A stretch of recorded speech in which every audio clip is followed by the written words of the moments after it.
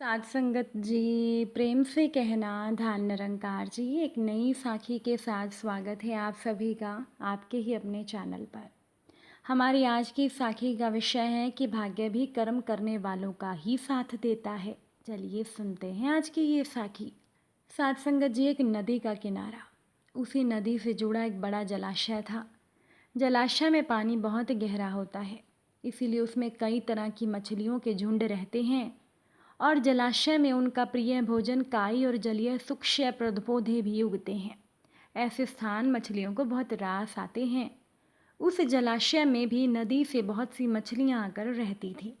अंडे देने के लिए तो सभी मछलियां उस जलाशय में आती थीं। वह जलाशय लंबी घास और झाड़ियों के द्वारा घिरा होने के कारण आसानी से नज़र भी नहीं आता था।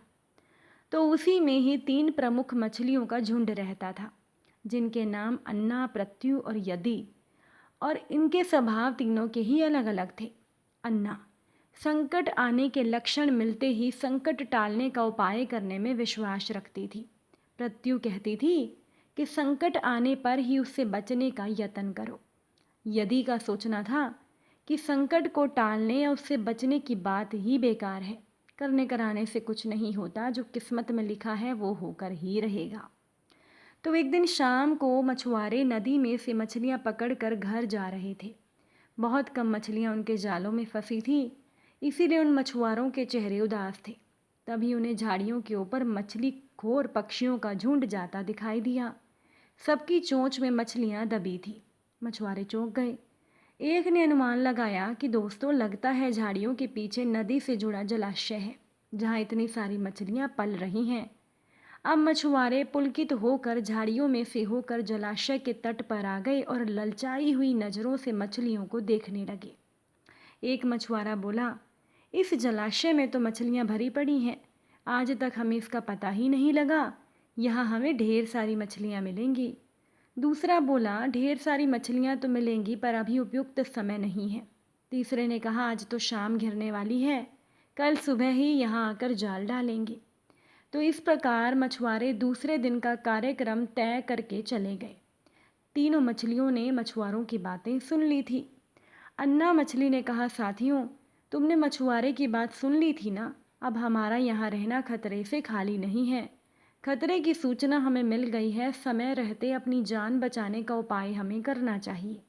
मैं तो अभी ही इस जलाशय को छोड़कर नहर के रास्ते नदी में जा रही हूँ। उसके बाद मछुआरे सुबह आए जाल फेंके मेरी बला से। तब तक तो मैं बहुत दूर अटखेलियाँ कर रही होंगी। तो प्रत्यु मछली बोली, तुम्हें जाना है तो जाओ, मैं तो नहीं आ रही। अभी खतरा आया कहाँ है, जो इतना घबराने की ज़रूरत है। हो सकता है संकट आए ही ना। उन मछुआरों का आने का कार्यक्रम रद्द भी तो हो सकता है। हो सकता है कि रात को उनके जाल चूहे कुतर जाएं। हो सकता है कि उनकी बस्ती में आग लग जाए। भूचाल आकर उनके गांव को नष्ट कर सकता है, या रात को मूसलाधार वर्षा आ सकती है और बाढ़ में उनका गांव बह सकता है। इसीलिए उनका आना निश्चित नहीं है। जब वो आएंगे तब की तब सोचेंगे। हो सकता है कि मैं उनके जाल में फंसूं ही ना। तो यदि ने अपने भाग्यवादी बात कही, भागने से कुछ नहीं होने का। मछुआरों को आना है तो वो आएंगे, हमें जाल में फंसना है तो हम फंसेंगे। किस्मत में मरना ही लिखा है तो क्या किया जा सकता है। तो साध संगत जी, इस प्रकार अन्ना मछली तो उसी समय वहाँ से चली गई। प्रत्यु और यदि जलाशय में ही रही। भोर हुई तो मछुआरे अपने जाल को लेकर आए और लगे जलाशय में जाल फेंकने और मछलियाँ पकड़ने। प्रत्यु ने संकट को आए देखा तो लगी जान बचाने के उपाय में। उसका दिमाग तेजी से काम करने लगा। आसपास छिपने के लिए कोई खोखली जगह भी नहीं थी। तभी उसे याद आया कि उस जलाशय में काफ़ी दिनों से एक मरे हुए ऊदबिलाव की लाश तैरती रही है। वो उसके बचाव के काम आ सकती है। तो जल्दी ही उसे वह लाश मिल गई। लाश सड़ने लगी थी। प्रत्यु लाश के पेट में घुस गई और सड़ती लाश की गंध अपने ऊपर लपेट कर वो बाहर निकली। कुछ ही देर में मछुआरों के जाल में प्रत्यु मछली फंस गई। मछुआरों ने अपना जाल खींचा और मछलियों को किनारे पर जाल से उलट दिया। बाकी मछलियां तो तड़पने लगी, परंतु प्रत्यु दम साधकर मरी हुई मछली की तरह पड़ी रही। मछुआरे को जब गंध का अनुभव लगा तो वो मछलियों को देखने लगा। उसने निश्चित ही निश्चल पड़ी हुई प्रत्यु को उठाया और सूंघा। कहा, कि ये तो कई दिनों की मरी हुई मछली है, ये सड़ चुकी है। ऐसे बड़बड़ाकर बुरा सा मुंह बनाकर उस मछुआरे ने प्रत्यु मछली को जलाशय में फेंक दिया। तो प्रत्यु अपनी बुद्धि का प्रयोग करके संकट से बच निकलने में सफल हो गई थी। पानी में गिरते ही उसने गोता लगाया और सुरक्षित गहराई में पहुंचकर जान की खैर मनाई। अब यदि भी एक दूसरे मछुआरे के जाल में फंस गई थी और एक टोकरे में डाल दी गई थी। भाग्य के भरोसे बैठी रहने वाली यदि ने उसी टोकरी में अन्य मछलियों की तरह तड़प तड़प कर प्राण त्याग दिए। साथ संगत जी, भाग्य भी उन्हीं का ही साथ देता है जो कर्मों में विश्वास रखते हैं और कर्म को प्रधान मानते हैं। भाग्य के भरोसे हाथ पर हाथ रखकर बैठने वाले का विनाश निश्चित है। साथ संगत जी, इस दुनिया में कर्म को मानने वाले लोग कहते हैं कि भाग्य तो कुछ होता ही नहीं है। जो भाग्य में विश्वास रखते हैं वो कहते हैं कि जो भाग्य में लिखा है वो होकर ही रहेगा।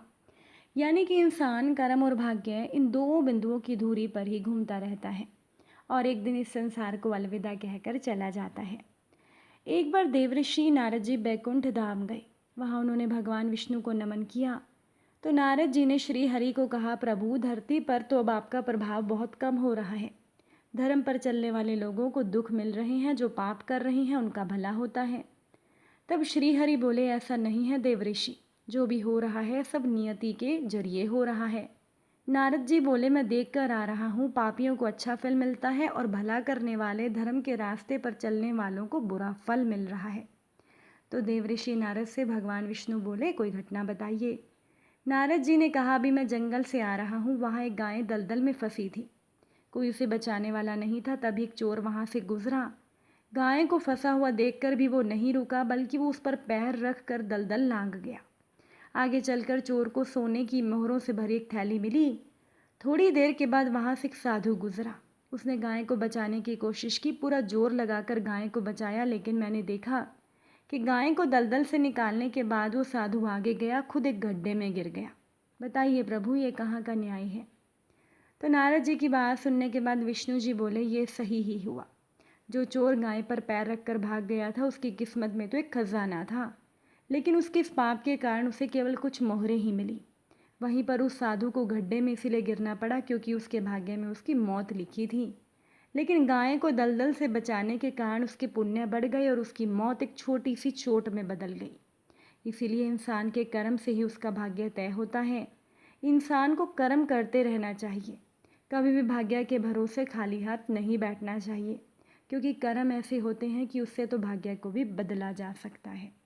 अगर आज की ये साखी आपको अच्छी लगी हो, वीडियो को लाइक शेयर ज़रूर कर दीजिएगा। आप सभी से फिर से मुलाकात होगी नई साखी नए विचारों के साथ। साथ संगत जी, प्यार से कहना, धन निरंकार जी।